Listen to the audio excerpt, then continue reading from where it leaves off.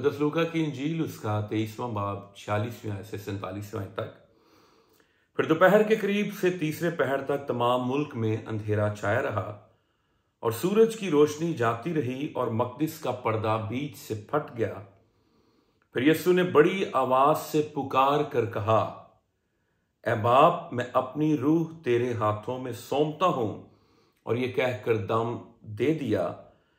ये माजरा देखकर सूबेदार ने खुदा की तमजीद की और कहा, बेशक ये आदमी रास्तबाज था।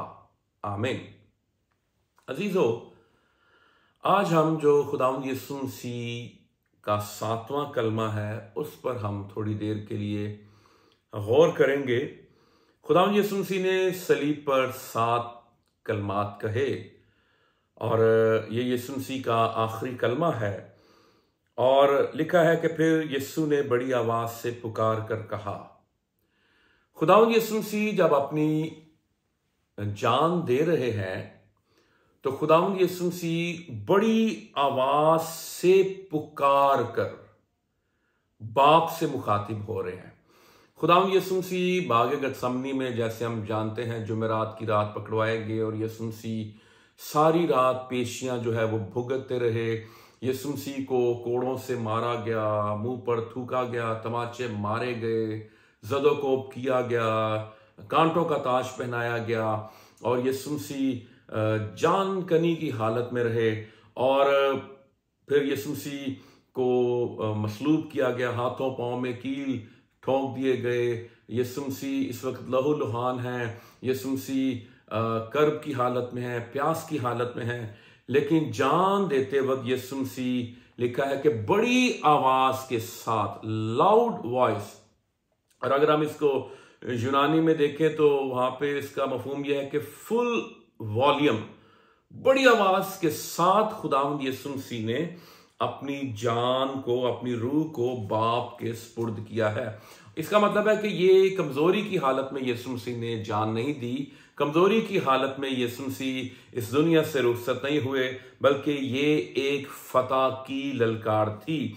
और कुलुसियों का खाता अगर हम देखें, उसका 2 बाब और उसकी 15वीं आयत, उसने हुकूमतों और इख्तियारों को अपने ऊपर से उतार कर उनका बरमला तमाशा बनाया और सलीब के सबब से उन पर फतेह याबी का शादियाना बजाया। हालेलुया।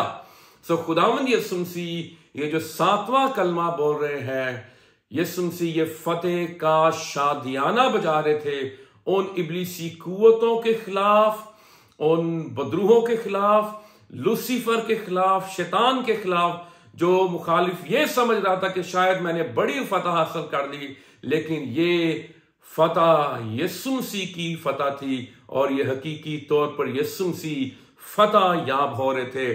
और बड़ी आवाज से चिल्लाकर खुदावंद यीशु मसीह ने कहा, ऐ बाप, मैं अपनी रूह तेरे हाथों में सौंपता हूं।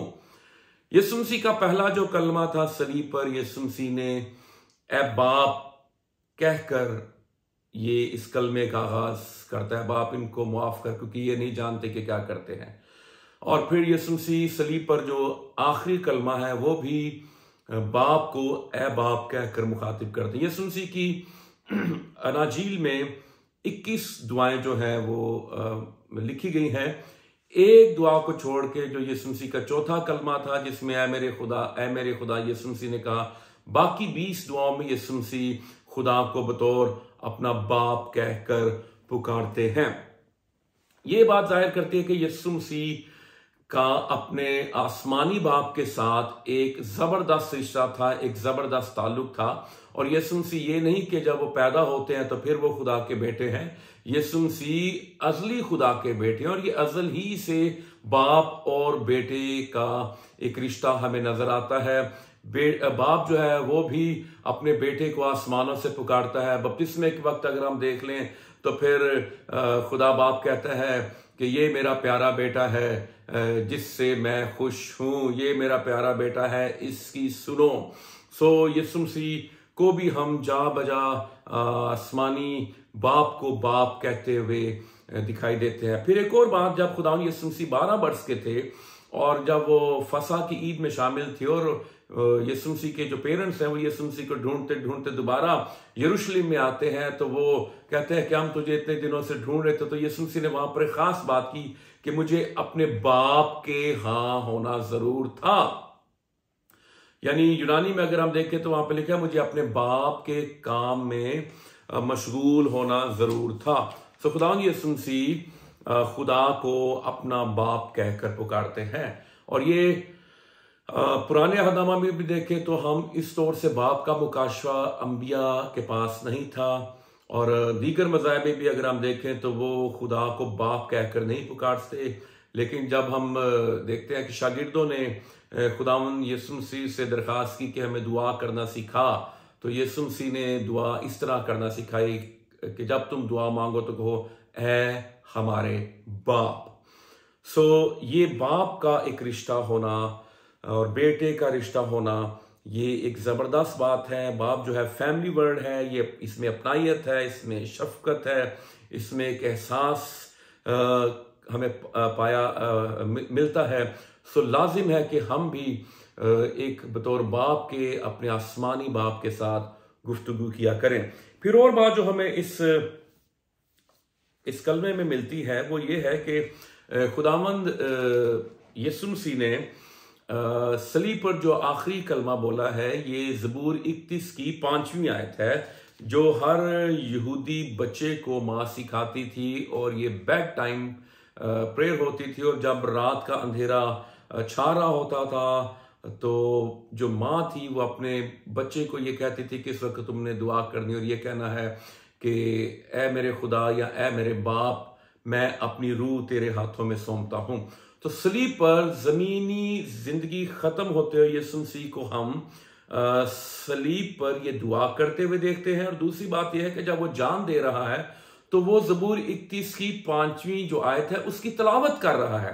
यीशु मसीह के मुंह में जान देते वक्त भी सहाइफ हैं, नविश्ते हैं, खुदा का कलाम है, और सलीब पर हम यीशु मसीह को कलाम बोलते हुए देखते हैं। अगर हम चौथा कलमा देखें तो उसमें भी हम देखते हैं खुदावंद यीशु मसीह ने ज़बूर 22 जो है उसकी पहली आयत जो है उसकी तलावत की, और यीशु मसीह ने कहा ऐ मेरे खुदा तूने मुझे क्यों छोड़ दिया।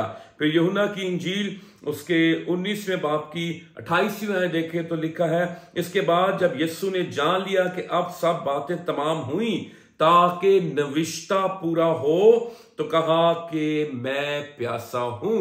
तो सलीब पर यीशु मसीह क्या कर रहा है? सलीब पर खुदावंद यीशु मसीह नविश्तों को पूरा कर रहा है। हालेलुया। और फिर 30 वर्ष की उम्र में जब हम देखते हैं यीशु मसीह आजमाए जा रहे हैं, तो खुदावंद यीशु मसीह वहां पर इब्लीस की बात का जवाब इस तौर से दे रहे हैं, मत्ती की इंजील 4 बाब की 4 आयत में, और इस्तिस्ना से कोट कर रहे हैं कि आदमी सिर्फ रोटी ही से ना जीता रहेगा बल्कि हर उस बात से जो खुदा के मुंह से निकलती है।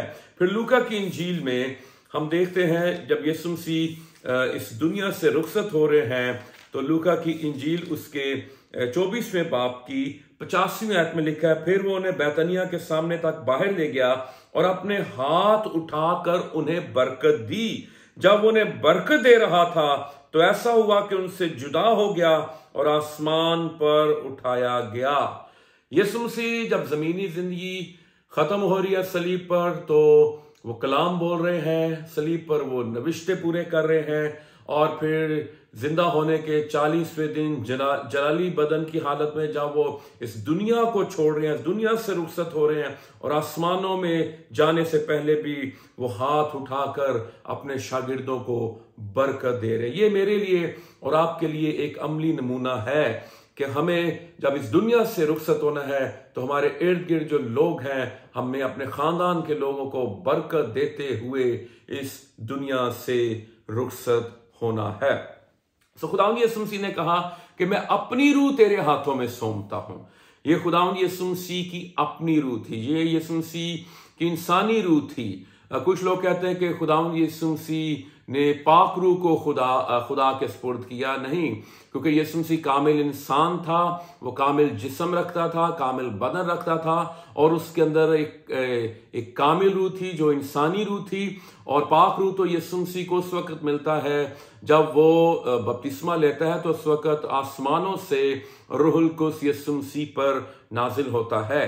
सो यीशु मसीह जो है वो अपनी रूह को बाप के हाथों में सौंपते हैं। ये एक सुपुर्दगी का कलमा है। यीशु मसीह अपनी रूह सुपुर्द करते हैं। और अगर हम यूनानी में देखें तो ये ऐसे जैसे कोई शख्स अपनी रकम को, अपने रुपए पैसे को बैंक में डिपॉजिट करता है। यीशु मसीह कह रहे हैं आसमानी बाप को कि मैं अपनी रूह तेरे बैंक में डिपॉजिट करता हूं, तेरे सुपुर्द करता हूं, तेरे हवाले करता हूं, और फिर तीसरे दिन ये मैं रूह तुझसे ले लूंगा। अजीज़ो, बाइबल मुकद्दस में लिखा है, वाइस की किताब 12वें बाब की 7वीं आयत में कि खाक खाक से लौट जाए और रूह जो खुदा से आई है वो खुदा के पास जाए। हम ये जानते हैं कि हर इंसान मिट्टी से बनाया गया है और उसका अंजाम भी मिट्टी है, और उसने खाक में लौट जाना है, क्योंकि हम इस जमीन की मिट्टी से बनाए गए हैं। रूह जो है वो चाहे किसी भी मजहब से कोई इंसान ताल्लुक रखता है, रूह खुदा की तरफ से आती है, लेकिन मरने के बाद सारी रूहें खुदा के पास नहीं जाती। वही रूह वापस खुदा के पास जाएगी जिसका ताल्लुक खुदावंद यीशु मसीह के साथ होगा, और जो खुदावंद यीशु मसीह को अपना शख्सी निजात दहिंदा मान चुका है, जो अपने गुनाहों का इकरार कर चुका है, जिसने यीशु मसीह को अपनी जिंदगी दे दी है, जो यहां पर जिंदगी खुदा के साथ गुजार रहा है, वो आसमानों पर भी खुदा के साथ ही होगा, और उसकी रूह भी डायरेक्ट आसमानों पर खुदा के पास जाती है। हम अपनी कीमती चीज किसके सुपुर्द करते हैं? मुझे याद है 25-30 साल पहले जब हम या हमारे बुजुर्ग किसी शादी पर जाते थे एक हफ्ते के लिए या ज्यादा दिनों के लिए, तो उस वक्त जो रुपया पैसा था या जेवर जो था या जो कीमती चीज होती थी वो बैंक में या किसी पुलिस स्टेशन में हम रखवा कर नहीं जाते थे, बल्कि उस अजीज के हवाले वो जेवर करते थे, रुपया पैसा करते थे जिस पर हमें ट्रस्ट होता है या होता था। इसलिए बाइबल मुकद्दस के मुताबिक अगर हम यहां पर खुदा के हाथों में हैं और खुदा के हाथों में हमारी जिंदगी है और खुदा के साथ हम यहां पर चलते हैं, तो फिर हम अपनी रूहें भी खुदा ही के सुपुर्द करेंगे। लेकिन अगर यहां पर हम खुदा के साथ नहीं हैं, तो फिर मौत के वक्त शायद हम तज़ब्ज़ुब का शिकार हो जाएं, हम बेचैन हो जाएं कि अब मेरी रूह के साथ क्या होगा। लेकिन अगर ताल्लुक यीशु के साथ गहरा है, तो फिर आप यीशु मसीह को अपना जब बादशाह मान चुके होते हैं, तो फिर डाकू की तरह कहेंगे कि जब तू अपनी बादशाही में आए तो मुझे याद करना।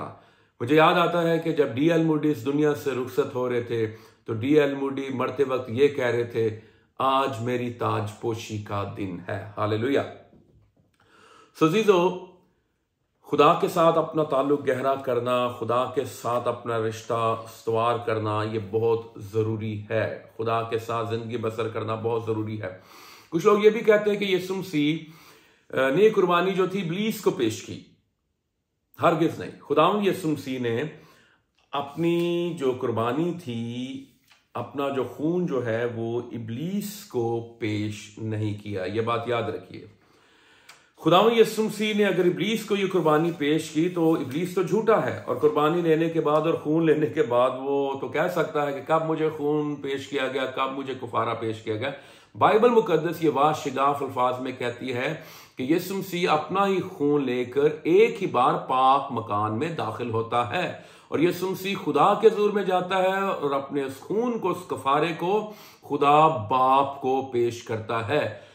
ना इब्लीस ने यीशु मसीह की जान निकाली, ना किसी फरिश्ते ने खुदावंद यीशु मसीह की जान निकाली। यूहन्ना की इंजील 10वें बाब की अगर हम 17वीं और 18वीं आयत पढ़ें, तो यहां पर यीशु मसीह ने कहा, बाप मुझसे इसलिए मोहब्बत रखता है कि मैं अपनी जान देता हूं ताकि उसे फिर ले लूं।